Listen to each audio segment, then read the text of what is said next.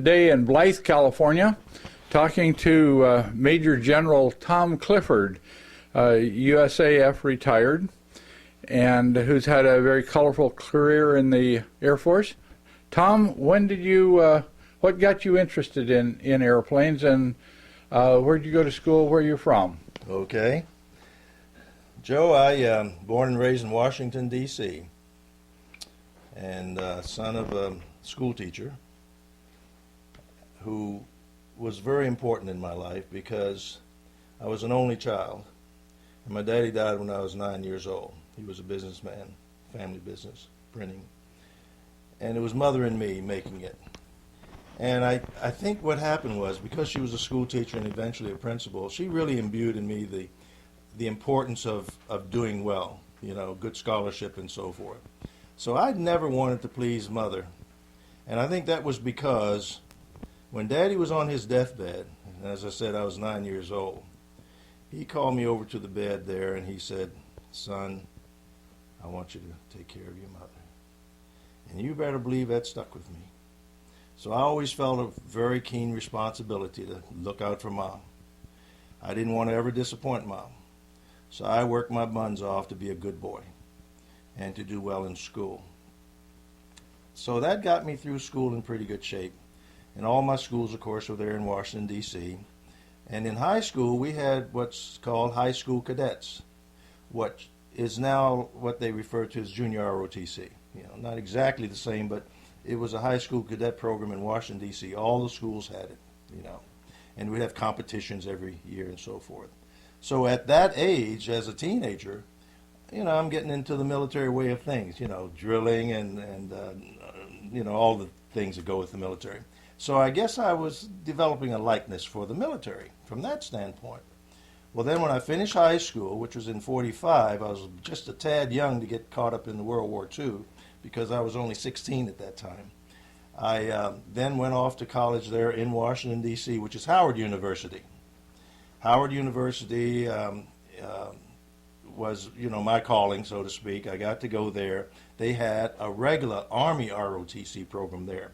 So I continued and joined up in the ROTC program. Now, the incentive was really a matter of enjoying the military, you know, ways of doing things, but also the more important incentive was the fact that that meant extra bucks every month. I think we got about $22 a month just for participating in ROTC. Well, $22 back in that time frame was a whole lot of money, you know. So that kind of helped with the tuition and everything else. So I did that, and I went through the ROTC program there while, of course, I'm pursuing, which was a degree in accounting. And I did well in the ROTC program. So well that when it came time for graduation and received my bachelor's degree and also received my commission in the United States Army at that time, which was the Air Corps actually I went into, I was designated the Distinguished Military Graduate in my class. I happened to be the only one in my class. That entitled me to a regular commission. In any event, which I couldn't accept right away because I'm only 20 years old and you had to be 21. So I finished college and I felt that I had to carry out an obligation to the military and go in for what my thought was going for 3 years and do my commitment, get out, and then pursue whatever I was going to pursue. My idea, I had my mind set on accounting and law. Those were going to be my two professions. So I left and went to the military, got called up and went in September of that year in the '49 and got assigned as a supply officer and so forth. Well, while I was at that first base, I got assigned temporary duty to go down to Tyndall Air Force Base in Panama City, Florida, which was the home for what was then called the Air Tactical School, which is the forerunner for the Squadron Officers School, which they have at Maxwell Air Force Base, as you know. At that class, there were something like 750 students in that class, approximately. Now think of the time frame. We're now talking about year 1950, the year after I first went into the service.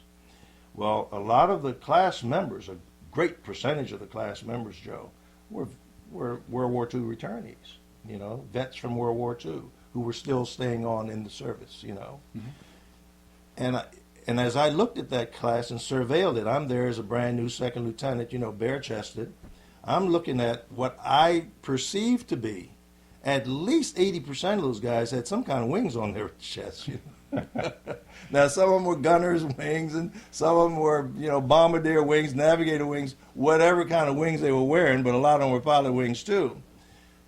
And I was envious. I said, well, hey, that's kind of neat. These guys are aviators. And so I, of course, kind of asked them a lot of questions and so forth and so on. And I got interested enough to say, well, maybe that's something I might like to pursue myself.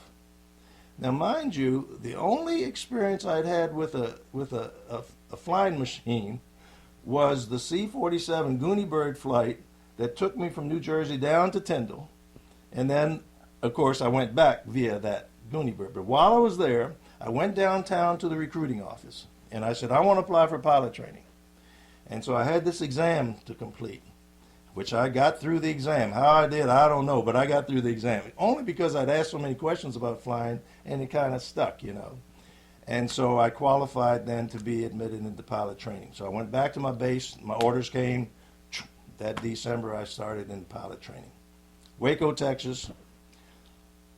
And half of our class were Norwegians, which was interesting. On exchange? They were on exchange deal.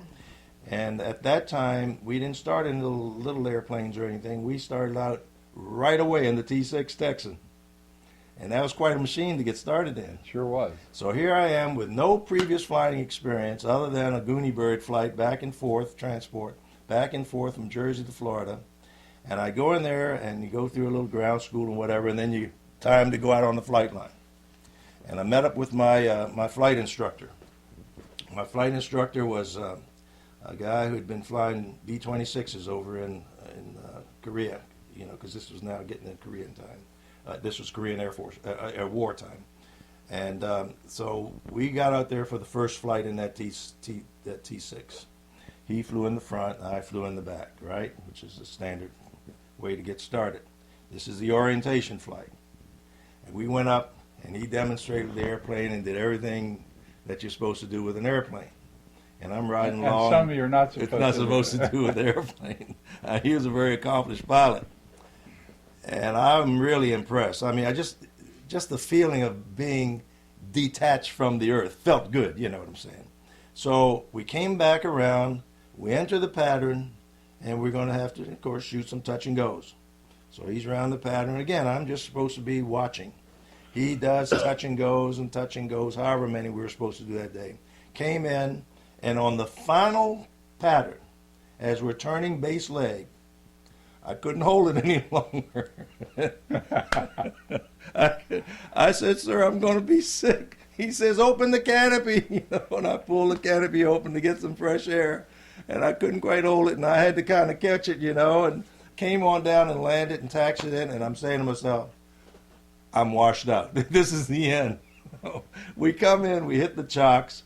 The crew chief jumps up on the wing to let us out and so forth. Instructor gets out and so forth. He looks in the back seat at me and sees my situation, my dilemma. And of course, the pilot just said, make sure you get it cleaned up, And he headed on into ops. And the crew chief, of course, was assisting me to get my cockpit cleaned up. And he said to me, he said, Lieutenant, he said, did you have breakfast this morning? Because this was an early morning mission. Did you have breakfast this morning? I said, no, I never eat breakfast. He said, you will from now on, unless you want to have it repeat that experience. You better believe I learned that lesson in a hurry. Put something in the stomach in the morning before you go fly. Yep. So that was my introduction to flying in a little airplane, relatively speaking. Went through that T-6 program satisfactorily. You finally got in the front seat. Next mission, in fact, is in the front seat. Yeah. Captain Gosling, he didn't wash me out based on that. He knew that would happen. So next mission in front seat, and from then on I was able to do what I was supposed to do. Finish basic at Waco, and which was called Connolly Air Force Base in Waco, Texas. Well, because we had so many Norwegians in our class, half the class was Norwegians, out of 100 and some odd students at our base, We Americans then weren't able to get as many slots into fighter advanced by virtue of the fact that the Norwegians, that's where they all went, regardless of whether they were best qualified for fighters or bombers. They had to go to the fighters. So they took up all the slots we had because our advanced bases at that time was still Craig, where they still had some 51 training, and then of course the training that they had at Chandler Williams Air Force Base, which was your getting into your 86s. Into what they get into At that time, you were going into P-80s. into the 80s. What? Yeah, that's right. There was a P-80s at that time. So most of us then, I think as out of my class, I think we only had about 5 guys to get to go to either one of Craig or Willie and Willie Field. The rest of us had to go to multi-bases. So half of us went to Reese and the other half went to Advance in Enid, Oklahoma. And that's where I ended up at Vance, Oklahoma, B-25s. Some of us even talked about at that point, oh man, this is for the birds. I don't fly no bombers. I want to fly fighters. Fighter. Yeah. You're a born fighter pilot. I thought I was. Went up there to Enid and say, oh, well, over here, we just make the most of it, at least try to get our wings, Fortuitously, halfway through the advanced program, which is about 6 months, as you know, they created the Air Defense Command. They got it off the ground. And they were just now bringing on board the F-94s. And one day they had all the students to go out there on the ramp and say, hey, we got a big show for all you guys. And in comes this F-94 afterburner, just a blowing and a snorting and carrying on, made a flyby there, and all of us got our mouths dropped, and we're looking at this F-94, this jet, because all we've been flying is this twin-engine B-25, And we were excited. They said, okay, anybody interested in wanting to go into the Air Defense Interceptor program, then, by God, sign up. 90% of the pilots, go ahead, you okay? Yeah, we're fine. 90% of the pilots signed up to go into the program. A lot of them really didn't belong in fighters necessarily, but that's all right. They chose, I think, about 50 of us out of the 90, and I was one of the ones chosen. You know what they did at that point? We finished up our instrument check in the B-25 at that point. We're still only halfway through, and they brought in AT-6s, T-6s, Texans, that they put some machine guns on and some little bomb, dispensers and so forth. Brought those in and brought in a bunch of the Korean War returnees, fighter pilot types, who came in as instructors. And we went into strictly a fighter type program in those those T-6s. That was fun. We did low level, we did acro, we buzzed, we did all sorts of things. We had a ball. Anyway, got through that program. From there, when I graduated then, I was sent, as all of us were, down to Tyndall Air Force Base, to Moody Air Force Base, where they started the interceptor program.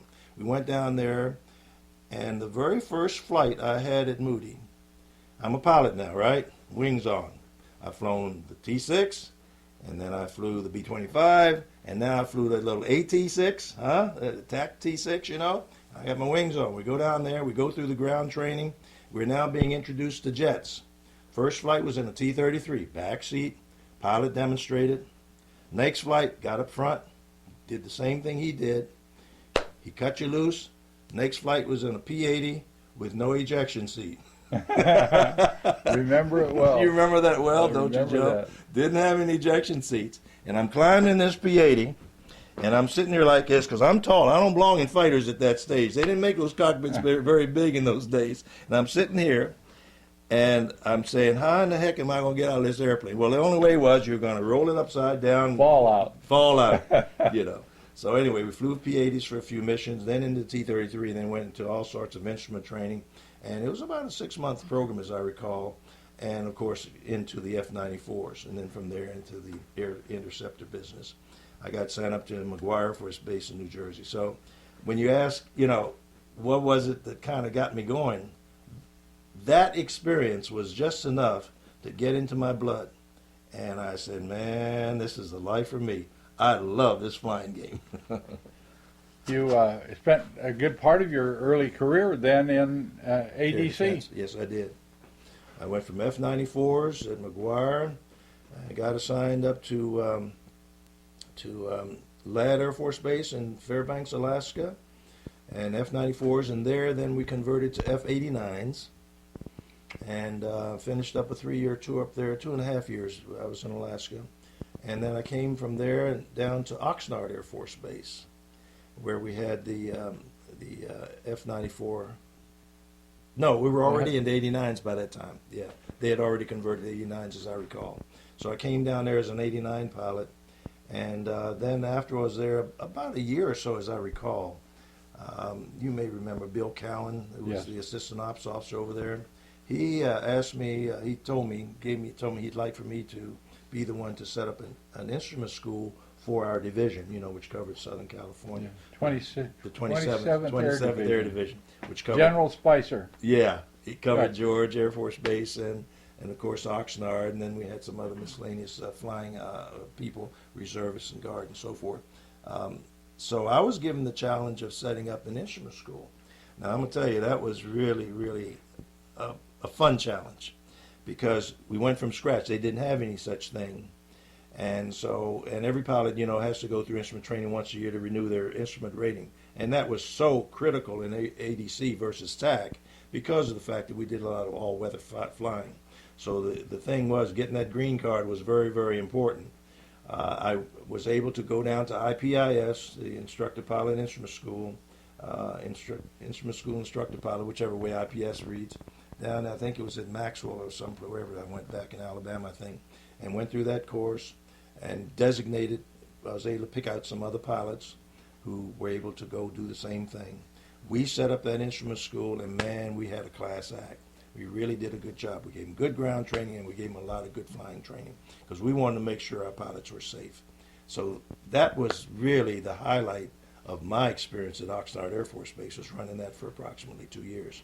Then from there, I got an opportunity to go over to George Air Force Base. As close to heaven as you can get. As close to heaven as I could get, where I met you, of course, and all the other guys over there. 102, the Dagger. And then a year or so after I was there, which would have been 1960, is when we converted to F-106s. Right. And I felt fortunate there, too, because I was one of the first to get to go back and check out in the 6. And if I remember correctly, I was trying to remember, I think it was Nordak, maybe?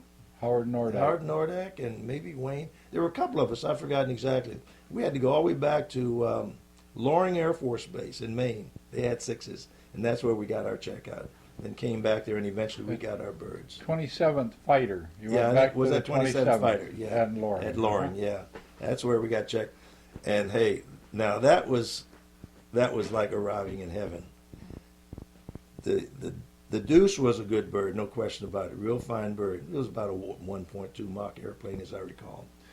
But when we moved into that Cadillac of the Air Force called the F-106 Mach 2 airplane, whoo, how sweet it was. Oh, boy. That, of all the airplanes I've flown, was absolutely the sweetest to fly of all the airplane experiences. Well, just an interesting note here, all of these tapes are going to be archived at the San Diego Aerospace Museum, and there's an awful lot of Convair people that volunteer down there. Oh, really? So that statement's going to get some real brownie points. All right. Well, it's genuine, I'm going to tell you. Ooh, I love that airplane. I think, of course, you're aware, I had an opportunity to give an orientation flight to God is my co-pilot, Bob Scott.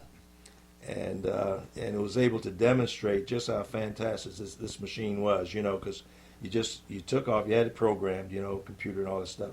You take off, and so all you do is get your nose, get off the ground, and suck the wheels in the well, and you, like, in effect, push a button, and the airplane's automatic. Stayed in afterburner, took that thing up, had it roll out by itself at 45,000 feet, which I had programmed, had the little bar set for that. Turned that baby over to the east and headed over there to New Mexico area going Mach 2 like crazy. He's sitting back impressed, and I'm just in my glory. And this airplane's just performing like a champ. then we turned and we came back and we put it through its paces and everything. And then when you come in for landing, as you recall, we could also do it autopilot, and just bring it on around. It would lock on to the ILS, bring you right on down there. Got close to the ground. We never did quite trust it all the way to touchdown. Get down about a couple 100 feet off the ground, you disengage and you landed it yourself. But anyway, drag, shoot out, and the whole thing. But I guess the highlight with the 106 was the experience that I and a few other jocks had, that you were involved in, when we got the call to take some 106s to Alaska for a little show of force. It was called Armed Forces Day Display, but when we got up there, it changed. It became changed. Little show of force to our neighbor to the west. Right. Yeah, that's right. And that was really, as you recall, a thrilling mission because we, 106 didn't have any refueling capability at that time. I don't know if it may later on acquired it. I'm not sure. I don't know left if it the ever program did shortly either. after. No refueling, air refueling capability. So we had to make it on internal fuel, what's the drop tanks and so forth. So we left George and we took a flight of four. I had 3 A's and 1 B model, which was a 2-seater. And our ops officer, Bob Ferguson, was flying the B model, and his backseater, his pilot with him, was Frank Walters, Lieutenant Walters. And they were in the B model. Well, you'll remember the specs better than I. I don't remember the pounds aboard the F-106, but whatever it was, that B model had, I think, about 500 pounds less than the A model.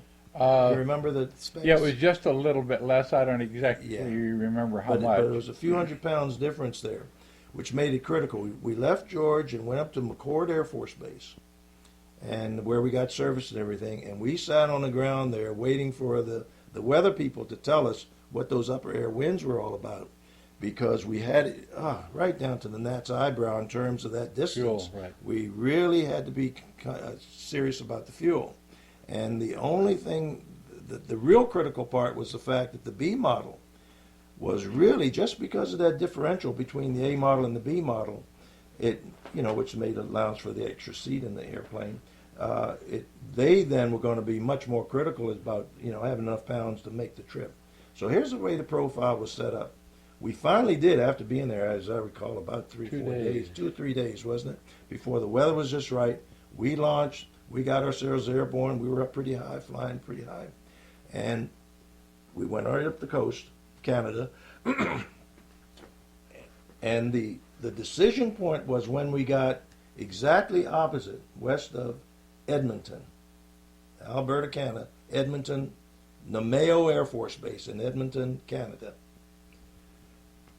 And Frank Walters, excellent guy who, really kept tabs on things, They then called back to the flight and said, guys, we got to go to the alternate. We can't quite make it.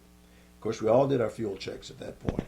The A model, we were right on target where we ought to be able to make it all the way, nonstop on into Elmendorf.